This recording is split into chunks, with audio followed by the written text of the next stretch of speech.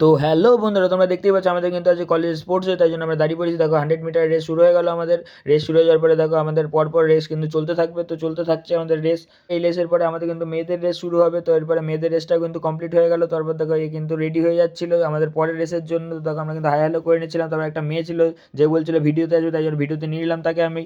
ছেলেপেলে কিন্তু মজা করছিল সবাই। এই দেখো আমাদের অ্যাথলেটরা কিন্তু দৌড়ে দৌড়ে চলে এসে দেখো তার সাথে মজা করা হচ্ছিল। দেখো আমাদের 200 মিটার রেস কিন্তু চালু হয়ে গেছে।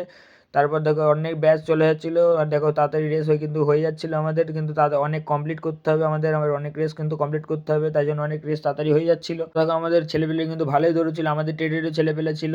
তো দেখো এখন ব্যালেন্স রেস শুরু হয়ে যায়, চামচগুলি রেস। তো চামচগুলি রেসটা মেয়েদের ছিল, ছেলেরা ছিল না, তো মেয়েদেরাই দৌড়চ্ছিল। চামচগুলি রেসে কিন্তু সবাই ফার্স্ট সেকেন্ড থার্ড হয়ে যাচ্ছিলো। ব্যাচের পর ব্যাচ হচ্ছিল, অনেক মেয়ে ছিল, তাই জন্য এখানে কিন্তু চামচগুলি রেস অনেকগুলো হয়েছে। আমাদের কিন্তু এগুলো হিট রেস, এরপরে ফাইনাল হবে পরের দিন, কারণ এই দিনে আজকে কমপ্লিট করতে পারবে না, তাই জন্য পরের দিন আবার ফাইনাল হবে। দেখো নামগুলো সব লিখে নিচ্ছিল এরা, যে ফার্স্ট সেকেন্ড থার্ড হয়েছে তারা নামগুলো লিখে নিচ্ছিল।